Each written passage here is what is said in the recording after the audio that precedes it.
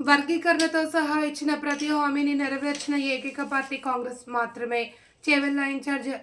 Chevella Congress incharge Bheem Bharat, Rangareddy జిల్లా అధ్యక్షులు, టీయూఎఫ్ఐ DC corporation chairman Shri చల్ల నరసింహారెడ్డి మరియు మద్రాస్ కార్పొరేషన్ చైర్మన్ బొర్రా జ్ఞానేశ్వర్ ఈ దేశంలోని ఎన్నికైన సంవత్సరంలో ఇచ్చిన ప్రతి హామీని వర్గీకరణతో సహా నెరవేర్చిన ఏకైక ప్రభుత్వం రేవంత్ రెడ్డి నేతృత్వంలోని తెలంగాణ కాంగ్రెస్ పార్టీ మాత్రమే అని చేవెళ్ల అసెంబ్లీ కాంగ్రెస్ ఇన్ఛార్జ్ భీం భరత్ తెలిపారు.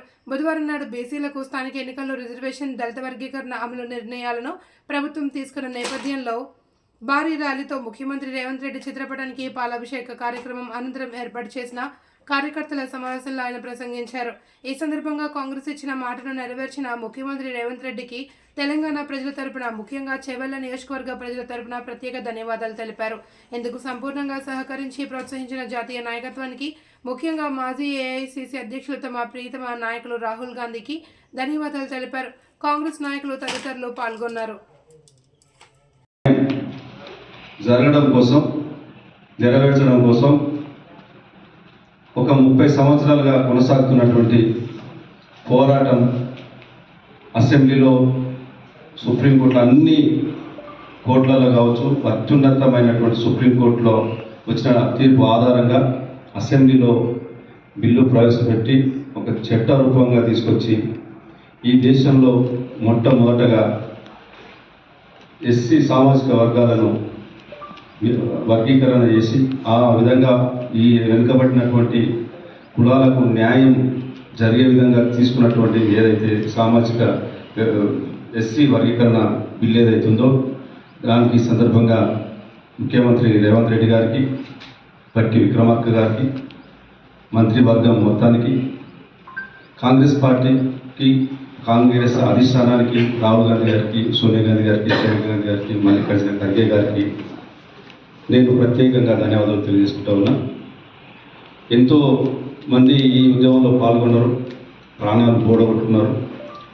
అయినప్పటికీ అంతిమంగా విజయం సాధించారు. కాబట్టి ఈ సామాజిక న్యాయం సాధించినటువంటి వాళ్ళు కూడా మందకృష్ణకు ప్రత్యేకంగా ధన్యవాదాలు తెలియజేస్తూ, మరొక చారిత్రాత్మక నిర్ణయం నిన్న అసెంబ్లీలో జరిగింది. ఈ దేశంలో సగం జనాభా ఉన్నటువంటి బీసీలకు ఏ రాష్ట్రంలో కూడా, మొన్న తమిళనాడు మినహా ఇంకా దేశంలో ఏ రాష్ట్రంలో కూడా సరైనటువంటి సామాజిక న్యాయం జరగడం లేదు.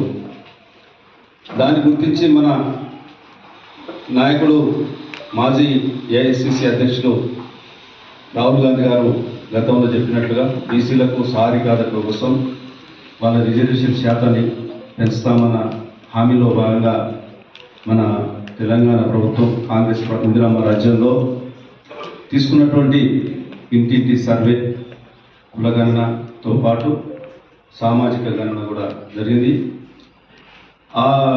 ఆ రకంగా ఇచ్చినటువంటి ఎవరు బీసీలు ఎంత ఉన్నారో వాళ్ళకి సరైనటువంటి వాళ్ళ జనాభాకు అనుగుణంగా న్యాయం జరగాలనేటువంటి ఉద్దేశంతో నిన్న సభలో కూడా 42% రిజర్వేషన్ కల్పించాలనేటువంటి ఒక బిల్లు కూడా పాస్ అవ్వడం చాలా చాలా సంతోషకరమైనటువంటి విషయం. ఇది చరిత్రాత్మకమైనటువంటి నిర్ణయం. ఈ సందర్భంగా కూడా కాంగ్రెస్ ప్రభుత్వానికి నేతృత్వం వహిస్తున్నటువంటి మన ముఖ్యమంత్రి రేవంత్ రెడ్డి గారికి, పట్టి విక్రమార్క గారికి, మంత్రిమండలికి అందరూ కూడా పేరు ధన్యవాదాలు తెలియజేస్తూ, కాంగ్రెస్ పార్టీ చెప్పిన పని ఖచ్చితంగా చేస్తుంది. గతంలో కూడా అనేక హామీలు ఇచ్చింది, అమలు చేసింది. కాబట్టి ఇది మేము కూడా గతంలో మన అసెంబ్లీ ఎన్నికల్లో కాంగ్రెస్ పార్టీ ఏ హామీలు ఇచ్చిందో అన్నీ కూడా ఒక్కొక్కటిగా నెరవేరుస్తూ వస్తున్నటువంటి విషయం మీ అందరికీ తెలుసు.